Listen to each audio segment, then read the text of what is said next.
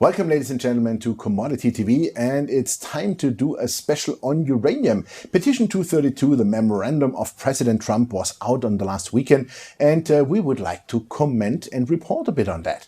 On 12th July 2019, after market close, gave President Trump his comments and also the Secretary of Commerce's investigation into the effect of uranium imports on the national security. When we go back to the 14th April 2019, the Secretary of Commerce gave a report to the President on his investigation into the effect of imports of uranium, like uranium ore, uranium concentrate, uranium hexafluoride, enriched uranium and enriched uranium in fuel assemblies on the national security of the USA under Section 232 of the Act. The Secretary showed his opinion that uranium is being imported into the United States in such quantities and under such circumstances as to threaten to impair the national security of the United States as defined under Section 232. Currently, the United States imports approximately 93% of their commercial uranium compared to 85.8% in 2009. The Secretary found that this figure is because of increased production by foreign state-owned enterprises, which have distorted global prices and made it more difficult for domestic mines to compete. At this time, the President does not concur with the Secretary's finding that uranium imports threaten to impair the national security of the US as defined under Section 232 of the Act. But the President agrees that the Secretary's findings raise significant concerns regarding the impact of uranium imports on the national security with respect to domestic mining. The President finds that a fuller analysis of national security considerations with respect to the entire nuclear fuel supply chain is necessary at this time. This means an establishment of the United States Nuclear Fuel Working Group. The Secretary and the President agree that the US uranium industry faces significant challenges in producing uranium domestically, and this is an issue of national security. The United States requires domestically produced uranium to satisfy Department of Defense requirements for maintaining effective military capabilities, including nuclear fuel for the US Navy fleet of nuclear-powered aircraft carriers and nuclear-powered submarines, source material for nuclear weapons, and other functions, of course. Domestic mining, milling, and conversion of uranium, however, while significant, are only a part of the nuclear supply chain necessary for the national security, including DoD needs. Ladies and gentlemen, what does it mean? The decision is delayed by another 90 days to the working group, but the importance is viewed now even higher and more urgent.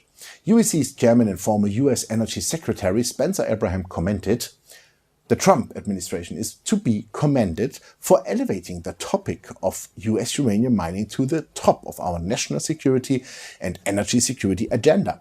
At a time when we have bipartisan support for the clean baseload energy that nuclear power provides, it is crucial that the domestic supply chain is available for over 50% of our nation's carbon-free electricity generation.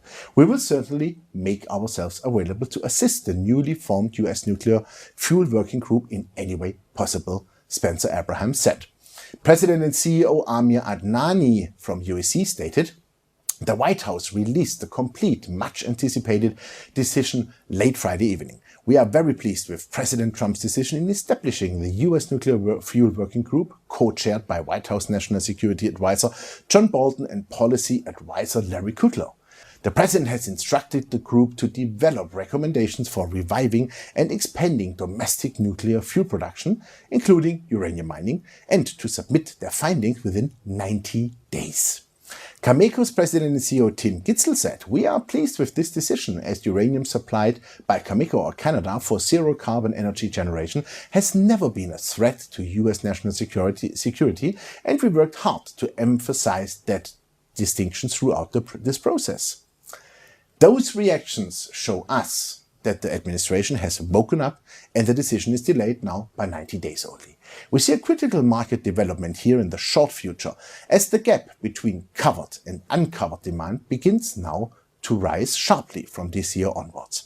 Utilities worldwide, but especially US utilities, are unhedged, meaning they did no more real contracting.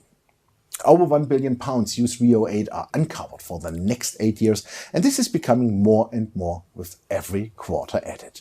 China and India accelerate their nuclear growth within the next decade dramatically, as China will triple their nuclear power capacity by 2030, and India plans for 21 new nuclear reactors by 2031.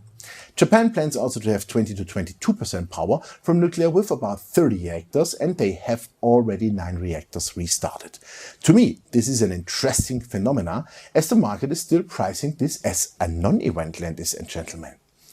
Well, it might get the same drama as last time in 2005 to 2007, when uranium went through the roof in only 2 years from $20 to $140. We will see.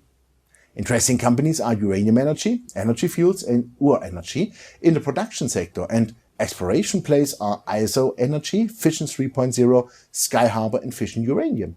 You find a lot of good information in the latest Uranium Special Report 2019 from Swiss Resource Capital AG. Thanks for watching us, and bye bye from Switzerland.